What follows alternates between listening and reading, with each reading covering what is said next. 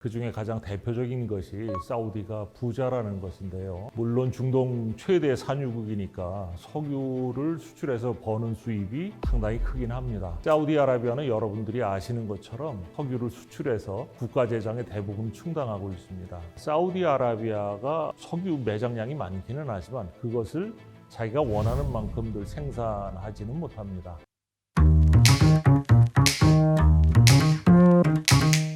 안녕하십니까. 저는 벽산 엔지니어링에 재직하고 있는 박인식입니다. 13년 동안 사우디에서 시장을 돌아보고 일을 했습니다. 사우디에서 13년 동안 근무하면서 보고 듣고 느낀 것들을 중심으로 제가 생각하고 있는 사우디아라비아에 대해서 제 의견을 말씀드리겠습니다.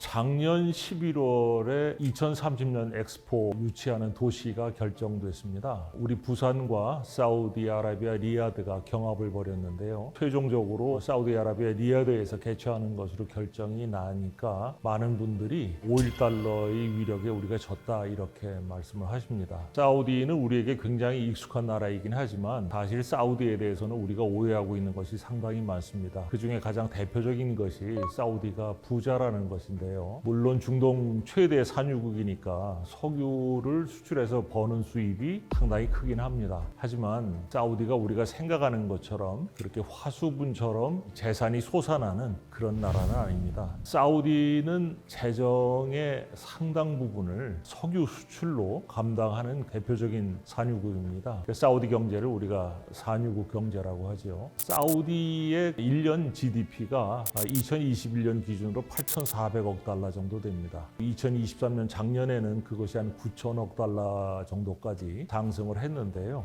이것을 인구로 나누어서 인당 GDP로 따질 때 2021년이 24,000달러, 작년의 경우에는 27,000달러 정도 될 거라고 생각을 합니다. 참고로 우리나라 GDP가 35,000달러가 넘었지요. 우리나라의 GDP는 1조 7천억 달러 정도가 됩니다. 그러니까 전체 GDP로 보면 사우디 GDP가 우리나라의 한 절반을 조금 넘고요. 인당 GDP는 우리나라의 한 3분의 2 정도가 조금 넘습니다. 이것만 해도 여러분들이 좀 의아해하실 겁니다. 그러면 그렇게 중동 최대 산유국이라는 사우디아라비아가 왜 GDP가 그 정도밖에 안 되느냐를 좀 설명드리겠습니다. 사우디아라비아는 여러분들이 아시는 것처럼 석유를 수출해서 국가 재정의 대부분 충당하고 있습니다. 사우디아라비아가 석유 매장량이 많기는 하지만 그것을 자기가 원하는 만큼들 생산하지는 못합니다. 그 오펙 쿼터에 묶여 있기 때문에 하루에 보통 900만 리알에서 한 1100만 리알 사이 정도를 왔다 갔다 합니다. 그런데 이것을 다 수출하는 것은 아니고 사우디에서 내수로 사용하는 것이 한 30% 정도 되고 그래서 수출하는 양은 하루 평균 720만 배럴에서 730만 배럴 정도 됩니다. 이것을 1년으로 합산하면 대략 26억 배럴 정도 되는데요. 26억 배럴을 수출해서 올리는 수입이 얼마냐 하는 것은 아주 쉽게 암산으로 우리가 추측할 수 있습니다. 유가가 100억 달러라고 하면 2,600억 달러가 될 것이고요. 유가가 80달러 라고 하면 2,080억 달러 정도 될 겁니다. 지금 유가가 80달러를 조금 넘어서고 있지요. 그렇다면 올해 수입은 대략 한 2,100억 달러 정도 되지 않을까 이렇게 생각을 합니다. 그런데 2,200억 달러라고 하면 여러분들이 그 크기가 얼마나 건지 잘 짐작이 안 가실 텐데요. 단순히 크기를 비교하기 위해서 참고 숫자를 하나 말씀드리자면 삼성전자의 작년 매출이 대략 2,500억 달러 정도 됩니다. 그러니까 사우디가 석유를 수출해서 1년에 벌어들이는 수입이 삼성전자가 1년에 수출해서 벌어들이는 수입과 비슷하거나 그거보다 못합니다. 사우디는 2020년에 아주 저유가로 고생을 했는데요. 그때는 1년 수출액이 1,000억 달러를 조금 넘는 정도 수준이었습니다. 이것만 봐도 우리가 생각하는 사우디가 부자이긴 하지만 그렇게 어마어마한 부자는 아니다. 이런 것들 여러분들이 이해하실 수 있을 겁니다. 그러면 그 돈 가지고 사우디는 국가 재정을 어떻게 꾸려가느냐 하는 것을 한번 살펴보도록 하겠습니다. 사우디 현재 국왕이 7대 살만 국왕입니다. 2015년 1월에 즉위했는데요. 사우디아라비아가 주력 상품으로 삼고 있는 석유의 가격이 2014년까지는 $100가 넘어섰습니다. 상당히 고유가가 계속됐죠. 근데 공교롭게도 살만 국왕이 즉위할 때 그때쯤 유가가 아주 급격하게 하락을 하기 시작했습니다. 사우디는 국가 재정의 대부분을 석유 수출로 감당을 하고 있는데요. 그래서 사우디에는 재정 균형 유가라는 것이 있습니다. 유가가 어느 정도 되어야 국가 재정이 균형을 이루느냐 하는 가격인데요. 다시 말씀드려서 유가가 균형 재정 유가보다 낮으면 국가 재정이 적자로 돌아서고 그것을 넘어서야 흑자 재정이 되는데 공교롭게도 살만 국왕이 즉위한 2015년부터 계속 유가가 재정 균형 유가를 밑돌았습니다. 지금까지도 그런데요. 2022년 잠깐 한 해 정도 재정 균형 유가를 넘어선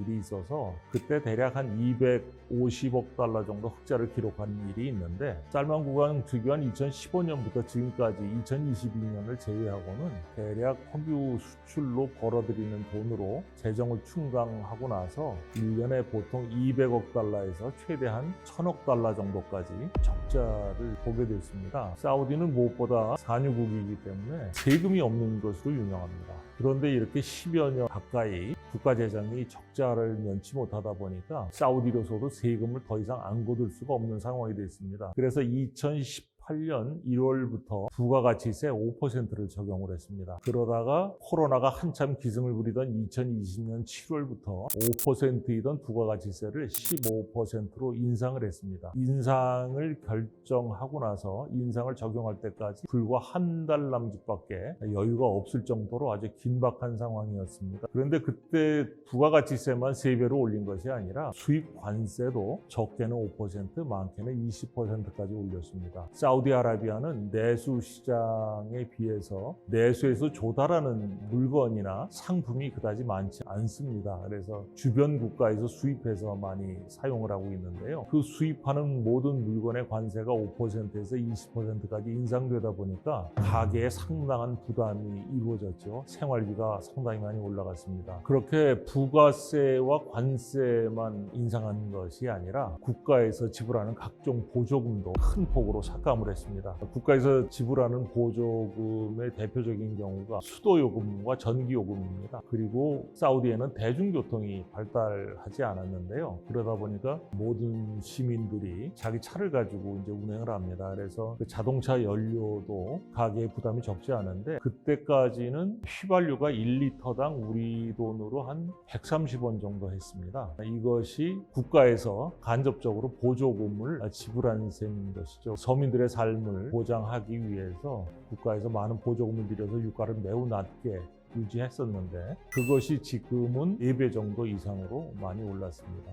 이처럼 사우디 정부에서는 적자 나는 재정을 만회하기 위해서 세금을 매기고 또 그걸 대폭 올리고 관세도 많이 올리고 보조금도 깎고 심지어는 그 공무원 월급 지급 방법을 바꿔서 공무원 월급을 3% 정도 삭감한 일이 있었습니다. 사우디아라비아에서는 우리하고 다르게 헤지라력을 사용합니다. 우리는 그레고리안력을 사용해서 1년이 365일인데 헤지라력은 1년에 355일로 대략 열흘에서 열하루 정도 짧습니다. 그런데 해지라력으로 기준으로 해서 공무원 월급을 지급하다 보니까 1년에 12달치 하고 한 3분의 1 정도를 지불하게 됩니다. 12.3개월분의 월급을 지급하는데요. 얼마나 다급했던지 공무원 월급 지급 기준을 해지라력에서 그레고리안력으로 바꿔서 12개월로 바꿔서 지불하기 시작할 정도였습니다. 사우디로서는 저유가로 인해서 국가 재정이 계속 적자가 나는 것을 더 이상 버틸 수 없어서 이처럼 여러 가지 방법으로 그것을 만회할 수 있는 정책을 펼쳐나갔습니다. 그러면 여러분들이 굉장히 궁금하실 게 하나 생길 겁니다. 사우디아라비아는 모든 세계의 이목을 끌 만큼 거대 사업을 아주 대대적으로 진행하고 있습니다. 여러분들께서 많이 들어보셨을 텐데 사우디 북서부의 네옴시티라는 아주 대규모 최첨단 도시를 건설하고 있습니다. 그렇게 엄청나게 큰 사업은 도대체 비용이 얼마나 들고 과연 그것을 사우디가 감당할 수 있을지 한번 살펴보겠습니다. 네옴시티는 발표할 때 사업비를 대략 $5천억 계획을 했습니다. 그런데 그 이후에 계속 발표되는 세부 내용을 살펴보면 전문가들의 견해로서는 5천억 달러로는 감당이 안 되고 적어도 1조 달러 정도, 한 2배 정도까지 비용이 늘어나지 않겠느냐 이렇게 예상하고 있습니다. 근데 사우디에서 추진하고 있는 거대 사업이 네옴시티뿐이 아니고 리야드의 사우드 왕가의 발원지라는 디리아가 있습니다. 그 다음에 네옴시티 아래에 선사유적지 아룰라라고 있습니다. 아룰라라는 선사유적지를 개발하고 또 리야드 인근에 아주 세계적인 규모의 복합 레저타운인 키디아를 또 건설하고요.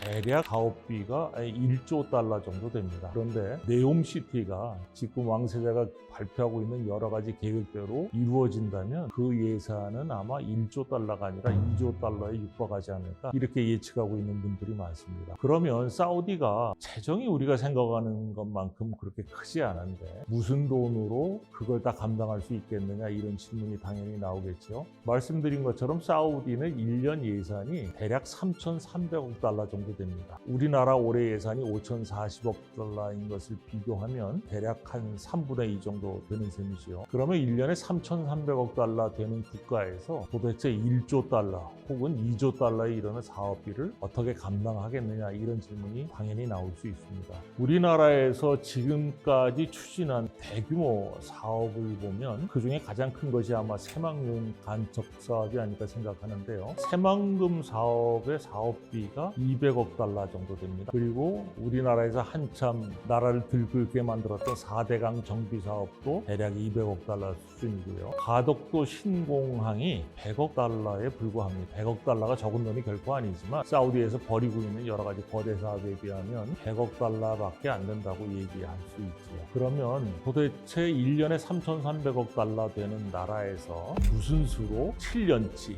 혹은 3년치에 해당하는 사업비를 감당할 수 있느냐. 물론 이 사업이 한 해에 이루어지는 것은 아니고 짧게는 5년, 길게는 10년 혹은 그 이상 오래 진행된 거긴 하지만 사우디 정부 재정으로 감당할 수 있는 규모가 아닙니다. 그렇기 때문에 사우디의 거대 사업은 기본적으로 외국인 투자를 바탕으로 계획을 세우고 있습니다. 그래서 외국인들이 투자해 거기서 수익을 찾아가는 형태로 사업이 개발되고 있는데 그렇다면 당연히 외국인들이 투자하기 위해서는 이 사업이 정말 실현될 수 있는지 실현돼서 생각했던 이익을 거둘 수 있는지 판단하는 것이 가장 먼저가 되어야 하겠죠.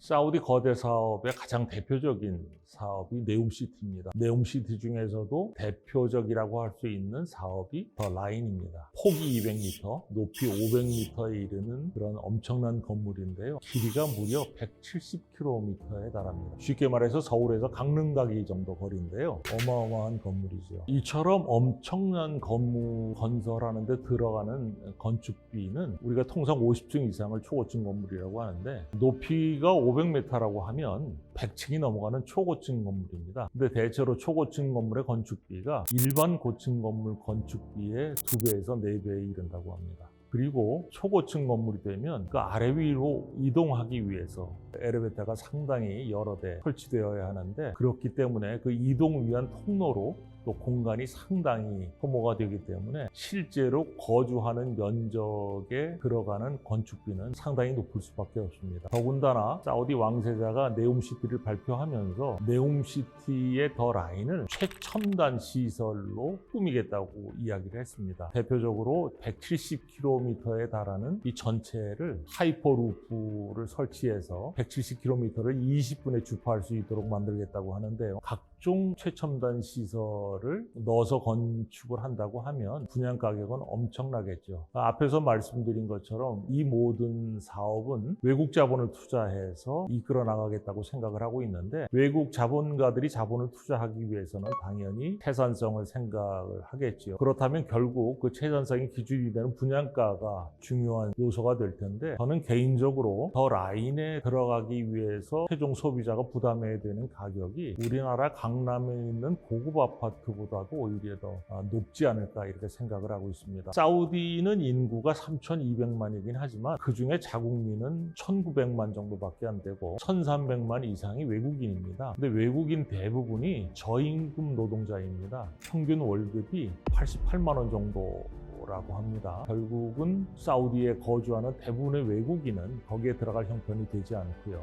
나머지 1,900만인 사우디인 중에서 거기 들어갈 만한 사람이 얼마나 될 것이냐. 사우디 국민 중에서 아까 말씀드린 개인당 소득을 고려할 때 그 비용을 감당할 수 있는 이 그다지 많지 않을 거라고 생각합니다. 그렇기 때문에 결국은 자본도 외국 자본을 유치해서 사업을 이끌어 나가야 하고 결국 거기에 살 사람도 대부분 외국인이 되어야 합니다. 그렇기 때문에 네옴시티의 성패는 결국 외국 자본을 어떻게 유치하고 외국인을 어떻게 유치하느냐에 달렸다, 이렇게 생각을 하겠습니다.